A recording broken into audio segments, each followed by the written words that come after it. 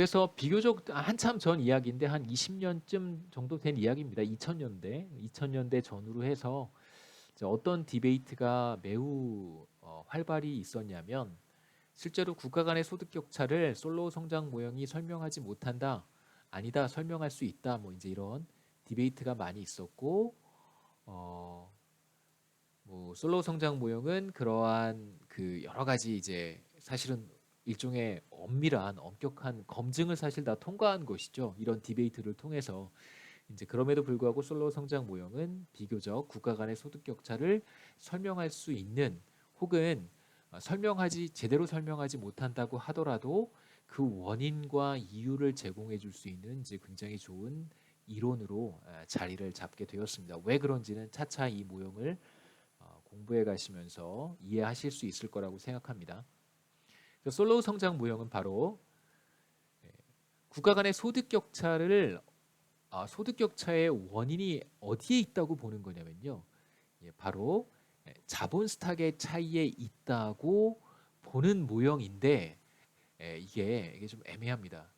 그러니까 1인당 소득 1인 죄송합니다. 국가 간 소득 격차 1인당 국가 간 소득 격차의 차이가 자본 스탁의 차이에서 비롯되었다라고만 이해를 하시면 솔로우 성장 모형을 100% 이해한 것은 아니에요. 제가 나중에 왜 그런지 다시 한번 말씀을 드리겠습니다. 여하튼 원래 시도는 first step은 국가 간의 소득 격차를 1인당 자본 스탁의 차이로 설명하려는 것이었고요. 이게 잘 안 돼서 그것에 대한 여러 가지 대안과 혹은 다른 설명과 이제 모형을 다른 방식, 다른 측면에서 접근하는 그런 다양한 연구들이 있었습니다. 자, 솔로우 성장 모형의 이제 초점은 바로 1인당 자본 스탁이 어떻게 1인당 소득 수준에 영향을 미치는가를 보는 것이고요. 핵심은 바로 1인당 자본 스탁에 있습니다. 피지컬 캐피탈에 있습니다. 그래서 우리가 서론에 3장 서론에서 이것을 우리가 캐피탈 베이스드 티오리라고 불렀던 것이고요. 솔로우 성장 모형과 관련해서 우리가 두 가지 한번 강조하고 싶은 것이 두 가지 있는데요. 첫 번째가 국가 간의 소득 격차를 무엇으로 설명하려고 하냐면 1인당 자본 스탁의 차이로 설명하려고 하는 것입니다. 그래서 여기다 한번 적어 보겠습니다.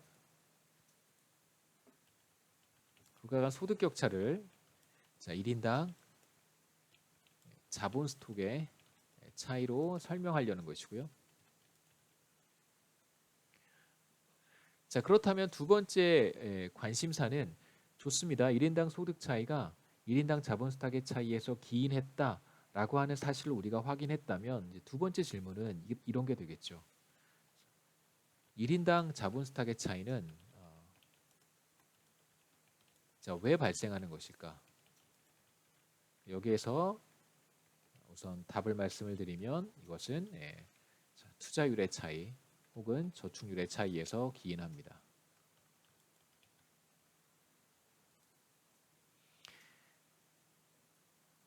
사실상 여기에서 솔로 성장 모형에서 이제 100%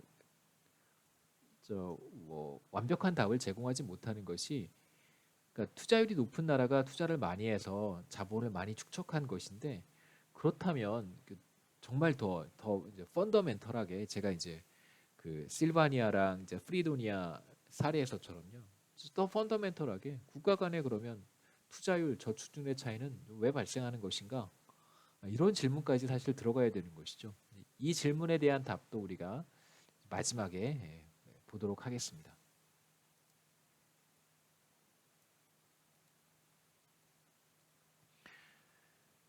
솔로 성장 모형에 들어가기 앞서 몇 가지 이제 모형과 관련한 가정을 여러분들께 소개를 하겠습니다. 모형을 비교적 단순화하기 위해서 필요한 가정인데요. 첫 번째 가정, assumption number 1은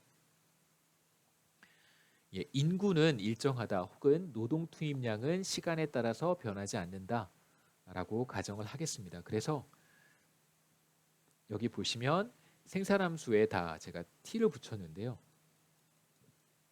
시간에 따라서 변수들이 변화하기 때문에 제가 이렇게 t를 다 붙였습니다. 편의상. 그런데 이제 L이라고 하는 노동 투입량은 시간에 따라 변하지 않는 변수라고 제가 가정을 하겠습니다. 이렇게.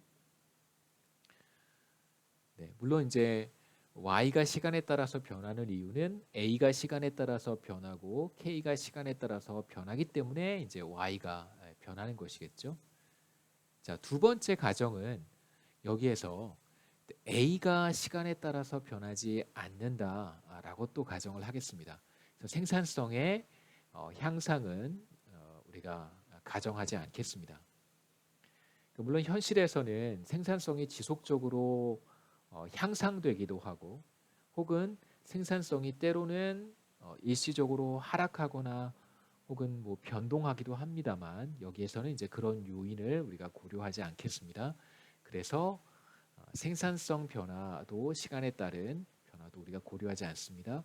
그래서 A는 그러니까 시간에 따라서 A가 변하지 않기 때문에 시간에 따른 변화는 우리가 보지 않습니다.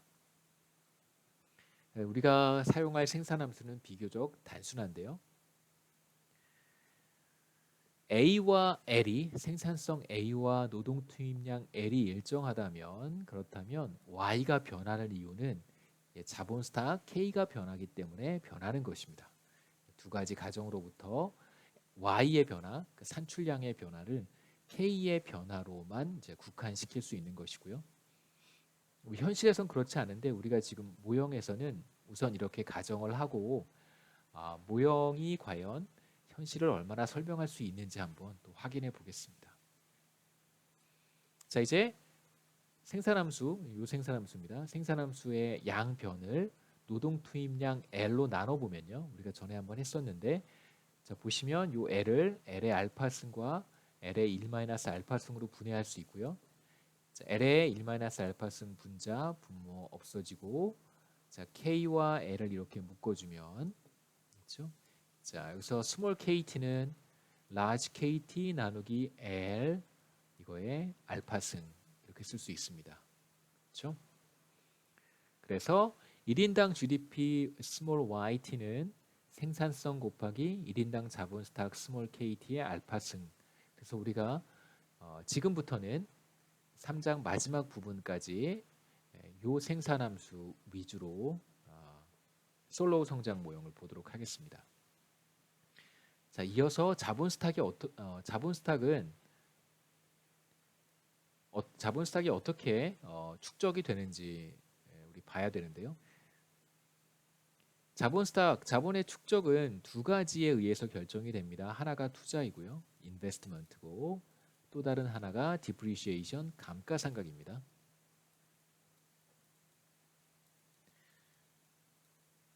감가상각은 이제 저희가 3장 시작할 때 캐피탈의 성질로 말씀을 드렸었죠. 감가상각은 이제 자본이 마모되는 것이고요. 그러니까 기존의 자본 스탁 중에 일부가 마모되는 현상을 디프리시에이션이라고 불렀고, 그 다음에 인베스트먼트라고 하는 것은 자본을 생산하는 과정 혹은 투자라고 하는 것은 자본을 축적하는 행위. 여기에서는 이제 새로운 자본 스탁을 만드는 것, 다 비슷한 의미니까요. 투자, 자본을 축적하는 새로운 자본을 축적하는 행위 이렇게 여러분 생각하시면 되겠습니다. 그래서 이 자본 스탁이라고 생각해 보세요. 그래서 투자가 이루어지면 자본은 점점점 이렇게 늘어나겠죠, 그렇죠? 하지만 기존의 자본 스탁의 일부가 생산 활동에 사용이 되면서 계속해서 마모가 될 것입니다. 이렇게 마모가 되겠죠. 이게 디프리시에이션이에요. 그래서 만일 새롭게 늘어나는 자본 스탁 투자와 감가상각이 만약에 같다면, 그러니까 새로 들어오는 것과 새로 빠져나가는 것이 같다면, 그렇다면 자본 스탁은 이제 매 시점마다 일정한 규모를 유지할 것이다라고 이야기할 수 있습니다.